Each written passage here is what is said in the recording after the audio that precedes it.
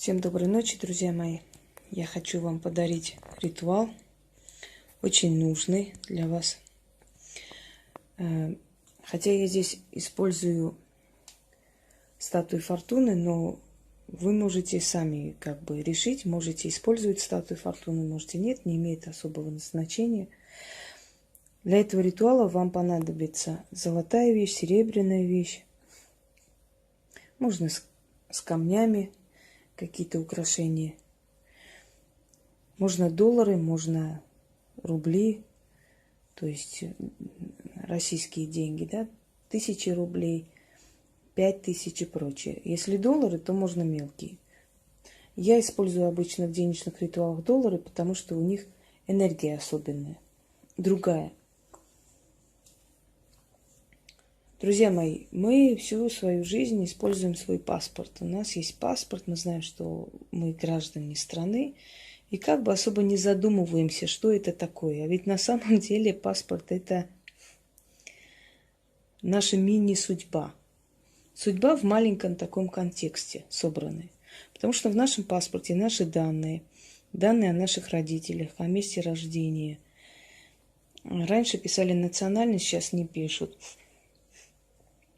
Браки, разводы, дети, прописки, где мы были прописаны, когда вышли отсюда с прописки, прописались там-то и так далее. То есть в нашем паспорте собрана наша судьба, наша мини-судьба. Все эти наши переезды, переписки, наши браки, замужества, разводы и прочее, прочее. Естественно, и наши дети. Это говорит о том, что если мы хотим над своей судьбой начитать какую-то защиту и удачу, самый удачный вариант, который можно предположить, это паспорт. Это взять нашу мини-судьбу, то есть то, что представляет из себя некое отражение нашей судьбы, и над нашей судьбой, начитать то, что мы хотели бы получить в этом мире, и что мы хотели бы притянуть к себе. В древние времена людям выдавалась особая грамота, когда был, перепись населения, для того, чтобы узнать, сколько там крепостных, сколько вольных людей, сколько мастеровых, у каждого князя, у каждого властимущего была перепись населения. Одно время выдавали грамоты людям, одно время выдавали каждой семье. То есть грамота хранилась в семье, например, в частности, в «Русской правде» Ярославичей, каждой семье выдавали грамоту, где было написан весь список семьи, сколько человек, какого пола, естественно, кто когда рожден, кто когда умер. Также были особые книги у местных священнослужителей, где были зарегистрированы браки, рождение детей и прочее. Государство всегда регистрировало своих граждан так или иначе, пытаясь понять, сколько людей и так далее. Это делалось не только из-за того, что вас очень любят, обожают, а еще потому, чтобы с вас брать налоги, чтобы знать, какой человек чем занимается, чем он может быть полезен государству. Друзья мои, это правильно, потому что мы платим налоги, вообще по идее, если в идеале так должно быть, мы платим налоги, налоги идут государству, налоги идут правоохранительные органы, которые нас должна защищать, налоги идут в медицину, которая должна нам помочь, вылечить, спасти в трудную минуту, когда у нас нет выхода, и мы обращаемся, вызываем скорую. Налоги идут на строительство дорог, которые должны построиться, на строительство детских садов, школ и так далее. И самое главное, поддерживает государство мир. То есть налоги идут в армию. Кормим армию для того, чтобы армия нас защищала. Так было всегда, так было еще со времен родоплеменных отношений, и так есть сегодня. Так вот, паспорт – это в какой-то смысле и печать на твоей судьбе. То есть ты есть. Никто не задумывается над этим, и Очень зря, потому что даже цифры, даже регистрации вашего паспорта, да, с какими цифрами, как приплюсовать ваши цифры все вместе, там, скажем, номер паспорта, серия паспорта и так далее, получается определенная цифра. И эта цифра тоже влияет на судьбу человека. Именно поэтому определенные религиозные организации яростно сопротивлялись получению паспорта и вообще любых документов, считая это клеймом на судьбе, что это определенным образом влияет на нашу судьбу. Ну, они где-то были правы. Хотя я считаю, что человек, если он отличается от животного хоть чем-то, он должен иметь паспорт. Даже у животного это есть. Он должен быть кем-то, если он гражданин. Чтобы чувствовать себя полноценным человеком, нужно иметь полноценные документы. А самый главный документ – это наш паспорт. То есть вообще в армянском языке паспорт звучит как анцнагирь, личное удостоверение. То есть удостоверение, которое твою личность удостоверяет. В русском лексиконе очень много слов, взятых с латинских слов, с греческих. В армянском языке очень мало инородных слов. Основное количество слов – это именно родные слова. Это у нас очень такой именно язык, он сопротивлялся инородным элементам, поэтому много сохранил свое. Ну, если у армян только мат только по-русски услышите, потому что такого отборного мата, как у русских, нигде нету. Поэтому приходится, да, в этом деле мы вам, конечно, проигрываем. Итак, давайте о серьезном. Что бы вы хотели, чтобы ваша судьба к себе притянула? Никто из вас не замечал, что когда вы ложите в паспорт определенную купюру, то тянутся к вам деньги. Никто не замечал? Так вот, попробуйте после этого в паспорт свой ложить или 1000 рублей, или 5000. Положите 5000, у вас будут достаток. Положите 1000 рублей, у вас не будет нехватки денег, средненько будет. Смотря какую купюру вы туда положите. Если у вас будет доллар, то у вас постоянные, значит, денежные вот эти вливания обеспечены. Потому что, еще раз повторяюсь, не потому что я расхваливаю доллар, а потому что доллар имеет очень сильную энергию, друзья мои. Итак, берете свою мини-судьбу, ложите сюда, на стол. Значит, алтарь либо черный, либо красный, по вашему желанию. Свеча должна быть красная обязательно. Вокруг своей судьбы. Что вы хотите притянуть к себе? Я вам говорила, что определенные ритуалы – это как создавание виртуальной реальности, которая воплощается в настоящую реальность. Что вы хотите вокруг себя видеть?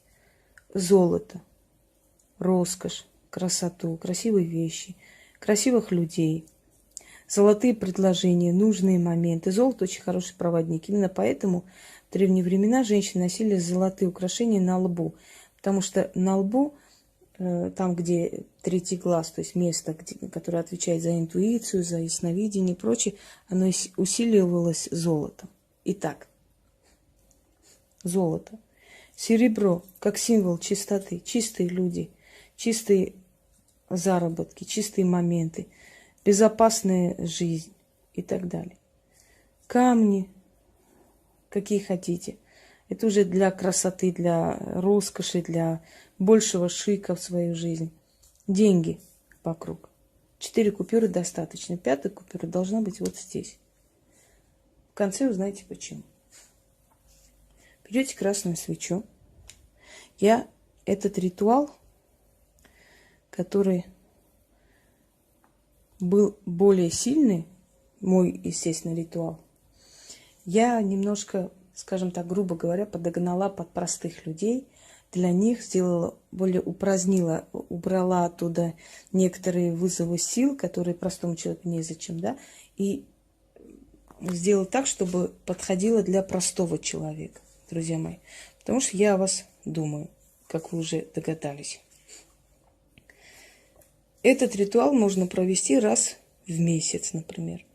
И целый месяц у вас будет спокойная жизнь, умеренная, без каких-то там особых страданий. Если вы переживаете, скажем, у вас какие-то неурядицы дома, какие-то проблемы, точно так же можете со своим паспортом провести это все.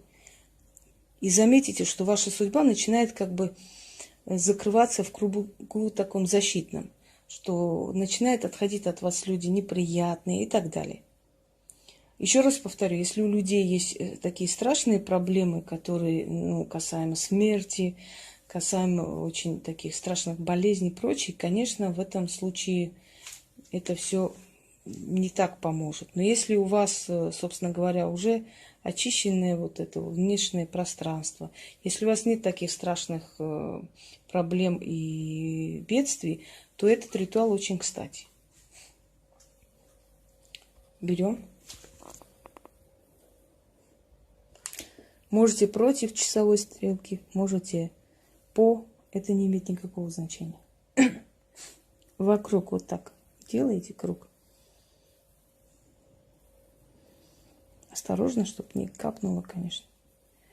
Придут 3 духа, встанут передо мной. Имя первому — посланник судьбы, имя второму — посланник счастья, имя третьему — посланник богов. Духи, вы свидетели, слышите, видите, исполняйте.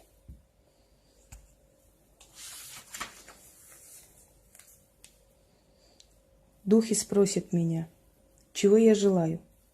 Отвечаю. Желаю я счастья, удачу и благословения богов. Черчу красный круг вокруг своей судьбы. Духи, идите кругом вокруг моей судьбы. Красный круг счастья черчу, а духи круг сей благословляют. Во всех делах мне помогают. Вот моя судьба перед духами. Духи защитят, духи помогут, от напастей спасут, одарят.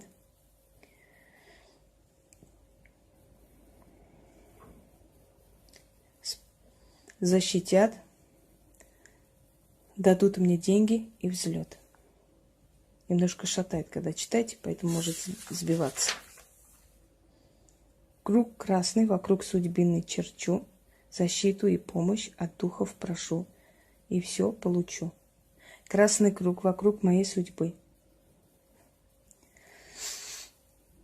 Посланник судьбы меня услышал, посланник счастья меня услышал, посланник богов меня услышал, судьба благословит, счастье дастся мне, боги благоволят ко мне. Еще раз. Красный круг счастья черчу, а духи круг сей благословляют. Во всех делах мне помогают. Вот моя судьба перед духами. Духи защитят, духи помогут, от напасти спасут, одарят, защитят, деньги и взлет подарят.